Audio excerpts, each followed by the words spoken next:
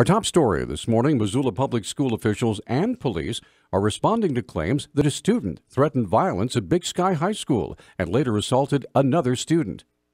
KGVO News spoke with the father of a Big Sky High School student who said, quote, "My child was open-hand slapped on Friday after he refused to give another student a granola bar.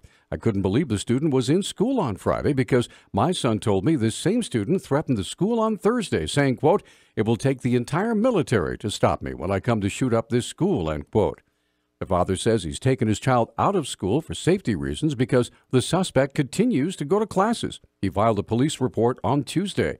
Missoula County Public Schools Superintendent Mark Thane, who appeared on Talkback yesterday, said there is a system in place to handle these types of threats. We actually have a protocol that's put in place to go through an assessment, and that would help inform what our next steps might be. Now, certainly it's not foolproof, but all reports of that nature would be taken seriously, would be thoroughly investigated, and if in fact it's determined that there's merit for the concern, then certainly it would be actionable. The actions possible include a broad spectrum from in-school discipline to expulsion.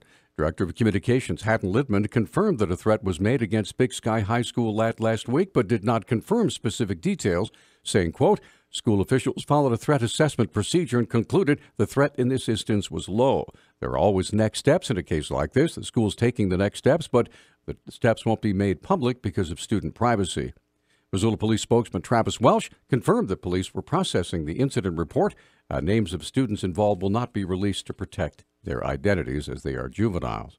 As part of Attorney General Tim Fox's aid that's addressing the impact of drugs program, drug interdiction teams patrolling Montana's highways have seized an impressive amount of illegal drugs, primarily methamphetamine. Administrator with the Criminal Investigation Division for the Montana Department of Justice, Brian Lockerbie, said he's been deeply impressed with the work that the interdiction teams have done. DCI's role is to help those troopers that make those traffic stops to take that case further, right to the root of where that drug load originated from. And it's one thing just to intercept a load of dope, but it's another thing to be able to track it back to the source. And I always call it cutting the head off the snake, because that's what we're trying to do, and be right on the front door of the cartel. Lockerbie said in 2017, over 200 pounds were seized and nearly 100 pounds in 2016. At the street value? All I can tell you, it's in the millions.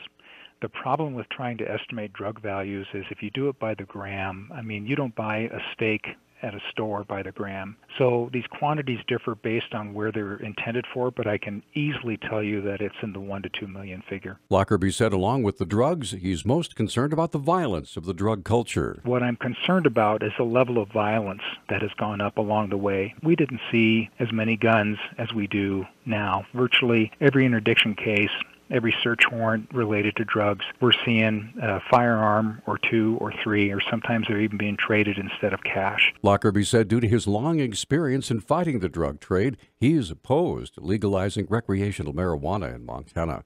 A Billings Police Department evidence technician has been fired after drug evidence went missing from the department's evidence storage. Police Chief Rich St. John said Tuesday that 38-year-old Roland Strizich told her supervisor that she'd been taking prescription opiates, including oxycodone, from case evidence for her own use. St. John says an initial audit determined drugs were missing from 138 cases involving 134 suspects or defendants. Yellowstone County Attorney Scott Tweedo told the Billings Gazette he's been reviewing cases for the past 10 days and said the missing evidence could affect as many as 40 felony cases in his office, including some where charges have yet to be filed. St. John says defense attorneys and public defenders are being notified of the missing evidence. Montana Senior Associate Athletic Director and Senior Woman Administrator Jean Gee has been appointed to the NCAA Division I Council. He said she's gratified to be returning to the council that handles day-to-day decision-making for NCAA Division I issues, specifically dealing with legislative issues. A lot of legislation, which maybe makes me a little bit of a geek that I'm so excited about combing through hundreds of proposals, but we are the legislative body of the NCAA that looks through all that legislation, looks at the implication of those, and vote on whether we will pass those or not. He noted that several representatives from the UM Athletic Department will be participating in the upcoming Missoula Rises Forum tackling a culture of sexism. especially considering the journey that UM has taken over the last decade in working to end sexual assault on campus. We've just come light years from that point, and we need to continue that development and that continued relationship with our campus community and our Missoula community and the surrounding areas. It's work that is never just done. We're not just done with it. And so I'm viewing this panel as one of those opportunities to continue to build that relationship. Gee, who oversees the department's academic and compliance services, has served in her current role at Montana since 2004. She began working at her alma mater back in 1991. The U.S. Supreme Court has ordered the state of Wyoming to pay Montana over $38,000 in damages and $67,000 in court costs in a long-running dispute over water rights that affect farmers and ranchers on both sides of the border. Attorneys General for the two states said yesterday's decree provides more clarity for implementation of the Yellowstone River Compact as it applies to the Tongue River. The order says Montana must place a call for water from Wyoming when it does not believe it's receiving adequate water under the compact, or does not believe the Tongue River Reservoir will fill the capacity before the end of the water year. Montana spent more than $5 million on the case since it sued Wyoming in 2007.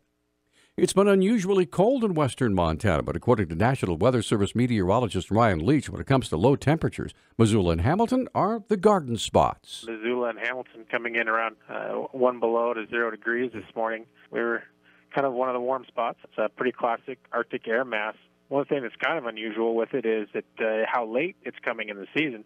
This is a little bit unusual in that it's coming in late February, and we've been sitting record low temperatures in Butte and Kalispell the last couple of days. Leach says a jet stream kept western Montana from extremely cold weather most of the winter, but moved west this month. The colder weather won't be going away soon, though. We actually expect to be below average temperatures and a little bit wetter than normal going through the whole next week. We're going to have a little bit of a break here for this week, but as little systems come through, we should get some light snow out of them. We aren't really expecting any big events in terms of snow again until this weekend when we're looking at a Pacific front. Record low today is 9 below. We're not going to get there. Our News Talk time is 6:12. News Talk, KGVO. Missoula's official weather station. Partly sunny skies and remaining cold today with our high temperatures in the 20s. Mostly cloudy tonight with sub-zero lows. An isolated flurry will be possible on Thursday with highs in the 20s. I'm meteorologist Brooke Foster for KECI 13.